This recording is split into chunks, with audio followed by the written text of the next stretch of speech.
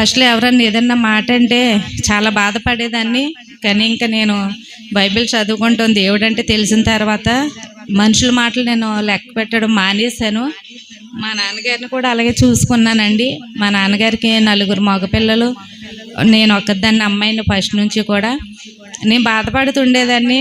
ఒక అక్క కానీ ఒక చెల్లి కానీ ఉంటే అన్నీ తోబుట్టులతో పంచుకోలేము, ఒకళ్ళు ఉంటే బాగుండని నేను ఎప్పుడు బాధపడేదాన్ని. కానీ దేవుడు ఎందుకో నాకు ఒంటరిదాన్నే చేశాడు. అన్నదమ్ములు ఉన్నా కూడా మా నాన్న విషయంలో కూడా వాళ్ళు ముందుకు రాపోయినా మాకు రెక్కలు తప్ప మాకు ఆస్తిపాస్తులు ఏమీ లేవండి. వాళ్ళని కూడా నా స్తోమతకి మించే చూసుకుంటూ వచ్చాను. మరి హాస్పిటల్కి జాయిన్ చేసినప్పుడు మా నాన్నగారికి డాక్టర్లు కూడా 6 నెలలే టైం ఇచ్చారండి. నేను డబ్బు పోసి మా నాన్నగారిని 3.5 సంవత్సరాలు నేను బతికించుకున్నాను. ఎందుకంటే తల్లిదండ్రులు లేని బాధ లేని వాళ్ళకే తెలుస్తుంది. నేను డబ్బుల కోసం చూడలేదు, బాకీల కోసం చూడలేదు.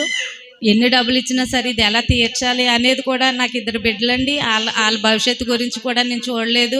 వాళ్ళని నిలబెట్టుకోవాలి, తల్లి లేకపోయినా తండ్రి లేకపోయినా బాధ ఎలా ఉంటుందో తెలిసి నేను వాళ్ళని బతికించుకుంటూ వచ్చాను. మరి మా నాన్నగారు అలాగే ఇప్పుడు 4వ సంవత్సరం అండి ఆయన చనిపోయి. మొన్న నవంబర్ 23వ తారీఖు అండి మా అమ్మ బుధవారం రోజున ఇంట్లో పడిపోయిందంటండి, కాలు జారి. ఆ వీధిలో 2 చూసారంట. కానీ కనీసం నాకన్నా కబురు పెట్టి తెల్లి లేపుకుండేదాన్ని.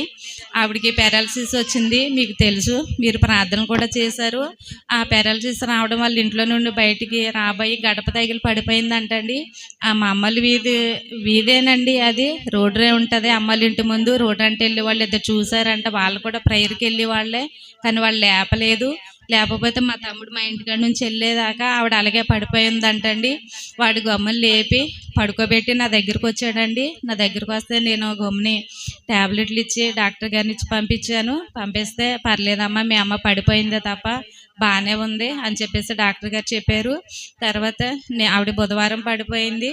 నేను బుధవారం నుంచి కూడా అండి కొట్టి కట్టేసి 10ంటికే కొట్టి కట్టేసి మా అమ్మ దగ్గరికి వెళ్ళేదాన్ని.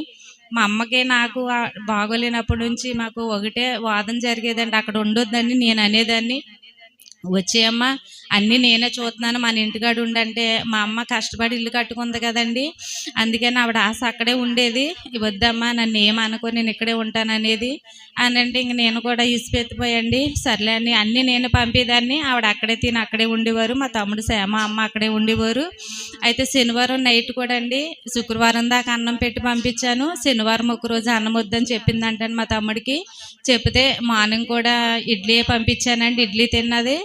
మధ్యాహ్నం అన్నం వద్దందండి. సాయంత్రం కూడా ఇడ్లీ పంపించాను. పంపిస్తే అమ్మ అన్నం తింటలేదు అని చెప్పి నాకు మనసు బాధ వచ్చి కొట్టు 10ంటికి గమ్ముని కట్టేశానండి. కట్టేసి నేను వెళ్ళే టయానికి రాజుగారు వచ్చారు. మా ఆయన గారు వస్తే 2 కలిసి వెళ్ళాం. వెళ్తే పడుకుని ఉందండి, ఓ పక్కకే పడుకుని ఉంది. ఏ అమ్మ అంటే అదే గడప తగిలి లేగలేకపోయానమ్మా. వాళ్ళిద్దరు చూశారు కానీ నేను చెయ్యి కూడా ఊపాను, కానీ వచ్చి లేగది లేదు అని నాకు చెప్పింది. చెప్తే సరే అమ్మ, ఎందుకు ఇక్కడ నేను ఎప్పుడూ చెప్తానండి, అటు ఇరుగు పొరుగు కన్నా ఈ పక్కోళ్ళు చాలా అండి, మాట వచ్చి మాట్లాడపోయినా ఈ ఏపోళ్ళు చాలా మంచివాళ్ళు. నేను ఫస్ట్ నుండి చెప్తాను, నేను ఆ వీధిలోనే పుట్టి పెరిగాను. కానీ అటుపక్కలు ఇటుపక్కలు చూపించినంత ప్రేమాభిమానం అటుపక్కలు చూపించరు. అలాని మా అమ్మ కూడా బాధపడింది. వాళ్ళు వచ్చి లేపలేదమ్మా, లేకపోతే లేదును అలాగే ఉండవలసి వచ్చింది తమ్ముడు వచ్చేదాకా అని చెప్పింది. అప్పుడు కూడా అడిగాను. శనివారం ఇంచుమించు 1 గంట దాకా మా అమ్మ దగ్గరే ఉన్నాం. మా అమ్మ దగ్గర ఉంటే ఇలా చెప్తానే ఉంది, అమ్మ నువ్వు ఒంటరిదానివి అయిపోయావు, వీళ్ళు ఎవరు నిన్ను పట్టించుకోరు, మాకు చాలా డబ్బులు ఖర్చు పెడుతున్నాం, మేము 1 రూపాయి ఇవ్వలేకపోతున్నాం, నీకు అలాగేలని బాధపడుతుంది. కానీ ఎందుకులే అమ్మ, అన్నీ పడిపోయావు కదా, ఎక్కువ మాట్లాడుకు అని చెప్పేసి 1 గంట దాకా అక్కడే ఉన్నామండి. అక్కడే ఉంటే సర్లే అమ్మ చాలా టైం అయిపోతుంది, పొద్దున్నే లేచి కొట్టి తీయాలి కదా, వెళ్ళండి అని చెప్పేసి అంది. ఇంక మేము సరే అమ్మ పడుకో అని చెప్పేసి పడుకోబెట్టి ఇంటికి వచ్చాం.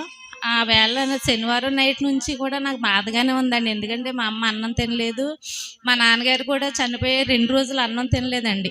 ఆయన కూడా చనిపోయేదాకా అన్నం తింటాను, కానీ 2 రోజులకే వరకు ఆయన అన్నం తినలే. నాకు అది గుర్తొచ్చి ఏదన్నా అవుతుందా ఏంటని భయపడ్డానండి. భయపడి నైట్ అంతా కూర్చొని ఎడుతూనే ఉన్నాను. మా ఆయన అన్నాడు, ఏదైనా నువ్వు ధైర్యంగా ఉండు, నీకు నీరసంగా ఉంటుంది కదా అని చెప్పి. శనివారం నైట్ కూడా నిద్ర పట్టలేదు. శ్యామ్ ఉన్నాడండి అక్కడ. పొద్దున్నే 9కి తెల్లారిపోయింది. సర్లే అని 9:30 ఆ టయానికి టీకి వచ్చాడండి. మా అమ్మకి టీ అంటే ఇష్టమని నేను 2 గ్లాసులు ఎగస్ట్రానే పోతాను. టీ పెట్టిచ్చాను. టీ పట్టుకుని వెళ్ళాడండి. వెళ్ళి మళ్ళీ ఒక అరగంటకి 10కి ఇక్కడికి వచ్చేసాడు నా దగ్గరికి. వచ్చేస్తే నేను ఆ వేళ అమ్మ దగ్గర నైట్ అంతా ఉండడం గురించి కొట్టు కూడా 8:30కే తీసానండి. తీసి కూర్చున్నాను. ఖాతాలు ఉన్నాయే వాళ్ళకి ఇవ్వాలి కదా అని చెప్పి కూర్చున్నాను. కానీ నాకు మనసులో స్థిమిత లేదు. స్థిమిత లేకపోతే ఈడు టీకి వచ్చాడు. పెట్టాను, పంపించాను. పంపించిన తర్వాత మా అమ్మ మళ్ళీ అరగంటకి 10కి నా దగ్గరకు వచ్చేసాడండి. వచ్చేసి అక్క కుట్టి కట్టే ఇంటికి రా అంటున్నాడు. ఇంటికి రా అంటే నాకు అనుమానం వచ్చి ఏరా రాత్రి అంతా అక్కడే ఉన్నాను కదా, మధ్యాహ్నం నుంచి వస్తాను అన్నాను. లేదు అక్క వచ్చే అన్నాడు. వచ్చే అంటే ఏమైందిరా అమ్మ బాగానే ఉందంటే బాగానే ఉంది అంటున్నాడు. టీ తాగిందంటే తాగింది అంటున్నాడు. తాగిందంటే మరి ఎందుకురా పడుకుందేం పడుకొని అంటే లేదక్క కొట్టి కట్టే రా అంటున్నాడు. అన్నట్టు సరే ఈడు 10 సార్లు చెప్తున్నాడు కదండి, నేను కొట్టి కట్టేశాను. చనిపోయిందని నేను అనుకోలేదండి, నీరసంగా ఉంది కదా అని చెప్పి అనుకున్నాను. ఇంటికి వెళ్ళేసరికి పడుకునే ఉందండి. పడుకునే ఉంటే అమ్మమ్మ అంటే పలకట్లేదు. పలకపోతే కానీ నీరసం మనిషి కదా, కోమలోకి ఏమన్నా వెళ్ళిపోయిందా ఏంటి, అన్నం తినలేదు అని చెప్పి నీళ్ళు గట్ట మొహం మీద జల్లి ఎన్ని చేసినా మాట్లాడలేదు.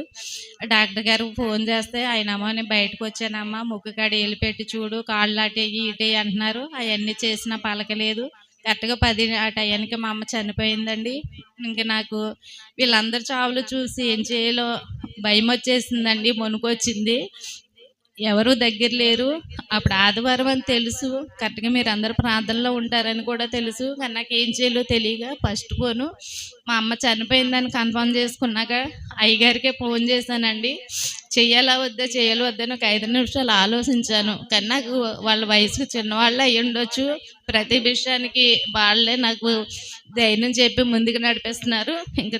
ఇంకా చేసేది లేక అయ్యగారికి ఫోన్ చేసి విషయం చెప్పాను. ఆయన అన్నారు, అమ్మగారు నడిపిస్తున్నారు, నేను ప్రేయర్ అయ్యాక ఇద్దరం కలిసి వస్తాం, సంఘం అందరూ వస్తామని చెప్పారు. మళ్ళీ ఆయనకి మనసాకండి ఫోన్ పెట్టేలోపు ఆయన వచ్చేసారండి. వచ్చేపాటికి నేనే ఉన్నాను, ధైర్యంగా ఉండమ్మని చెప్పేసి అన్నారు. ఈలోపు గౌరీ అక్క, కుమారక్క వాళ్ళు వచ్చారండి. శకుంతలమ్మ వీళ్ళు వచ్చారు. వీళ్ళు వచ్చి వాళ్ళు నాతోటే ఉన్నారు. ఉండి ఇంకా తన్నే తీసుకొచ్చి ఈలోపు అయ్యగారికి ఫస్ట్ ఫోన్ చేసిన తర్వాత మా ఆయనకి చేశానండి, విషయం చెప్పాను. ఆయనమ్మ సర్లే దానికి సంబంధించిన అన్నీ ఉంటాయి కదండి, బాక్స్ గట్ట తీసుకుని నేను వస్తాను, నువ్వు భయపడకని చెప్తున్నారు. తర్వాత బొట్టయ్యగూడెం మా పెద్దన్ని ఫోన్ చేశానండి. తర్వాత మా ఊరు వాళ్ళందరూ గజరన్న ఉంటారు, వాళ్ళు చర్చిలోనే ఉంటారని ఆ పాస్టర్ గారికి చేశానండి. నేను పేరున చేయలేకపోయాను, ఎందుకంటే భయం వేస్తుంది నాకు.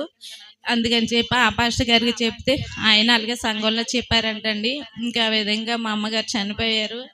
మరి తల్లిదండ్రులు మరి రుణం నేను తీర్చుకున్నానని అనుకుంటున్నాను. మాటలంటే చాలానే వినిపిస్తాయి, కానీ అవన్నీ నేను పట్టించుకోను. మరి నా బిడ్డలు కూడానండి, రాకేష్కి కరెక్ట్గా సిమ్ స్టార్ట్ అయిందండి. ఆడికి చెప్పమని మా అమ్మాయి చెప్పింది, మా ఆయన కూడా చెప్పాడు. ఆడంటే చాలా ఇష్టం మా అమ్మకి, ఎందుకంటే కొడుకులు కూడా ఎప్పుడు బండి ఎక్కించుకుని తిప్పలేదు. ఆడు సెలవులు అయ్యి వస్తే ఆవిడ కావాల్సిన బ్యాంక్ పనులేంటి ఏ పనులైనా ఆడు బండి మీద తీసుకెళ్ళి రాకి అంటే ఆడే తిప్పేవాడండి. ఏడ్చేది రాకేష్ వెళ్తుంటే హాస్టల్కి ఏడ్చేది. అవన్నీ దృష్టిలో పెట్టుకుని పిల్లోడు మళ్ళీ ఎగ్జామ్ కదా, సిమ్ కదా, 100 మార్కులకి డిస్టర్బ్ అవుతాడేమో అని చెప్పి నేను చెప్పలేదండి. కార్యం రేపనంగా వాళ్ళ పిల్లోడిని వెళ్ళి తీసుకొచ్చాం. స్వీటీ అయితే అర్థం చేసుకుండేది కాబట్టి దానికి చెప్పామండి. స్వీటీకి జాబ్ వచ్చింది. ఆ విషయమే నేను గొప్పగా చెప్పుకోవాలనుకున్నాను, కానీ మధ్య రకంగా ఇది చెప్పవలసి వస్తుంది. స్వీటీకి కూడా హైదరాబాద్ జాబ్ వచ్చిందండి. నాకు నీరసంగా ఉండడం వల్ల స్వీటీ కూడా అండి సంవత్సరం పాటు ఇదే డిసెంబర్ నుంచి అండి నేను హాస్పిటల్లో ఉన్నాను. రేపు జనవరి 6వ తారీఖు వస్తే నాకు ఆపరేషన్ చేసే సంవత్సరం అండి. మరి సంవత్సరం పాటు అండి చదువు అయిపోయాక కూడా స్వీటీ నాతోటే ఉంది.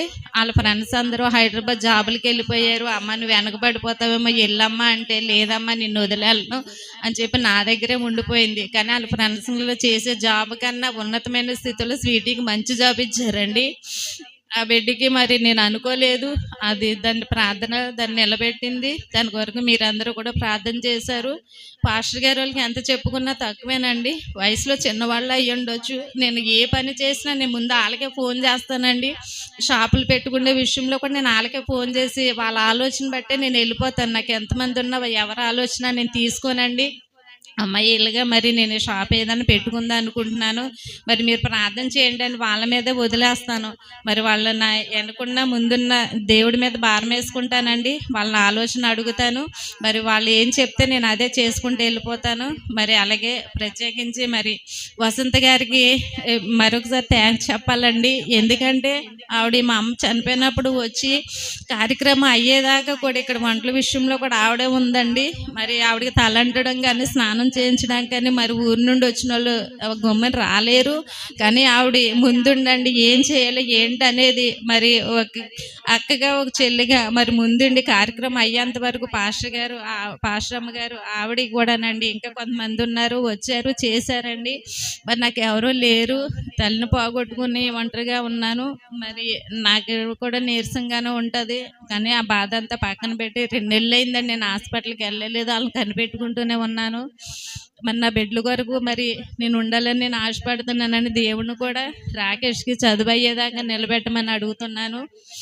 మరి ఏదేమైనా మీరందరూ ప్రార్థనా పరులండి. మీరందరూ ప్రార్థన చేస్తారు. మీ ప్రార్థనలో నన్ను జ్ఞాపకం చేసుకోండి, నా కుటుంబాన్ని జ్ఞాపకం చేసుకోండి. మరి స్వీటీ విషయంలో మరొకసారి సాక్ష్యం చెప్పాలని అనుకుంటున్నాను. ఈ చిన్న సాక్ష్యం దేవుడు దీవించునుగాక. ఆమేన్. హల్లెలూయా.